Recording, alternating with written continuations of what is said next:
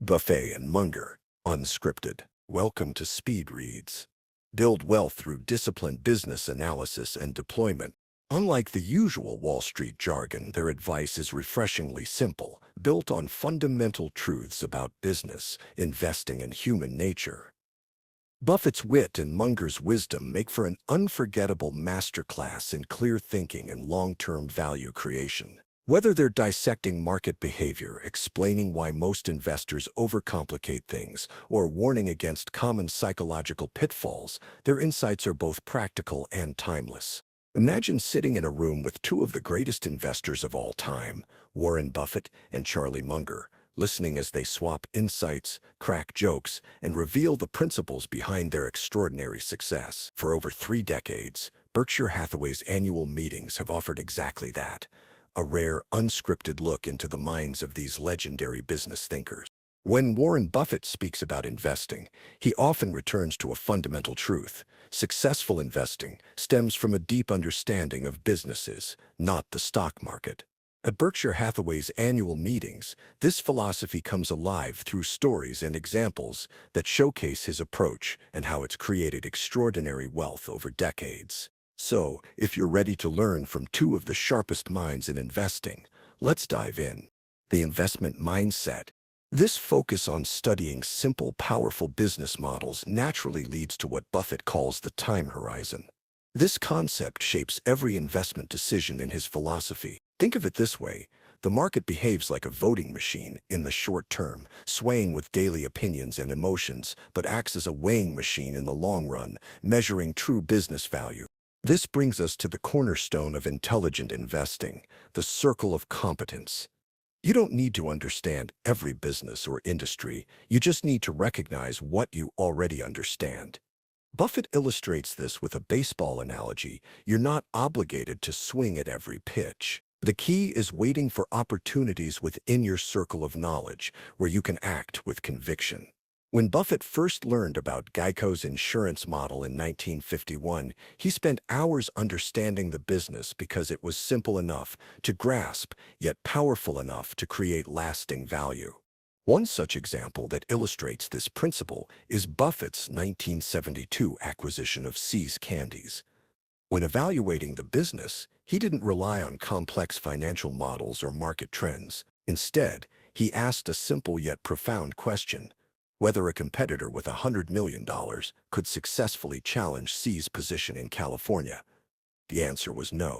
This basic insight revealed See's strong competitive advantage, a key factor that has contributed to the company generating over $2 billion in profits for Berkshire Hathaway since its purchase. A great example of this is Coca-Cola. When Berkshire began buying shares in 1988, many investors balked at the $11 price tag.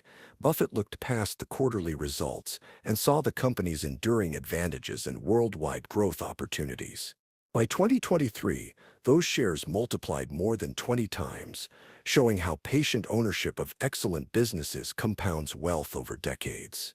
These principles offer practical guidance for building lasting wealth. A focus on business basics, staying within known territory, and maintaining long-term vision creates an investment strategy that persists through market cycles. As Buffett says, successful investing requires discipline and adherence to fundamental principles rather than genius-level intelligence. This leads to perhaps the most important shift in mindset when it comes to investing: thinking like a business owner rather than a stock trader. When you buy shares, you're not buying ticker symbols, you're buying partial ownership in real businesses. This perspective naturally pushes you toward quality companies with predictable economics and away from speculation. It's why Buffett spends his time reading annual reports and understanding business models rather than studying stock charts or market forecasts. How to approach valuation. Once you understand business fundamentals, valuation becomes the cornerstone of investing. At Berkshire's annual meetings, Buffett and Munger emphasize a refreshingly simple approach. If you need a calculator to determine value, you're overcomplicating things. Simple estimates of future cash flows, combined with patience for the right price, yield better results than complex mathematical models. The concept of intrinsic value, as Buffett explains it, starts with Aesop's ancient wisdom. A bird in the hand is worth two in the bush. But Aesop forgot two important variables: when you'll get the birds and what interest rates are. This framework helped Berkshire evaluate opportunities like the previously mentioned acquisition of See's Candies in 1972, where they could see predictable cash flows even though traditional metrics didn't tell the full story.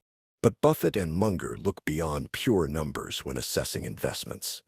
Many investors obsess over PE ratios or book value, but they focus just as much on competitive advantages and management quality. Experience has taught them that a wonderful business at a fair price creates more value than a fair business at a wonderful price. Tying it all together is the margin of safety principle, which ensures that good analysis leads to good investments. The idea is to invest only when there's a substantial gap between price and value, not just a small discount. While See's Candies couldn't reinvest large amounts of capital at high returns, it generated consistent cash that could be deployed elsewhere. It was this seemingly simple business model that became a long-term winner for Berkshire, demonstrating how true value creation, rather than fixating on market multiples or growth projections, leads to superior results. This approach's beauty is that it builds on fundamental business understanding while creating clear action guidelines. Valuation is about being approximately right rather than precisely wrong. Detailed spreadsheets weren't necessary when evaluating See's Candies. Understanding that the business had pricing power, customer loyalty, and consistent demand was what mattered. That kind of clarity has guided Berkshire's success across decades and market cycles.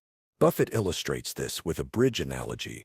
Carrying a 9,800-pound load across a 10,000-pound rated bridge requires full confidence in that rating. But with only 4,000 pounds, you can cross without worry. This mindset proved invaluable during downturns like 1973-74, when Berkshire acquired stakes in strong companies at steep discounts. While others froze, Berkshire's clear valuation framework allowed for decisive action. So, once you've identified undervalued opportunities, how do you decide where to allocate capital? The key lies in having a disciplined framework for assessing value, which naturally leads to systematic decision-making. As Munger bluntly puts it, it's not supposed to be easy. Anyone who finds it easy is stupid. The challenge is having the discipline to stick to your valuation principles, even when the market disagrees.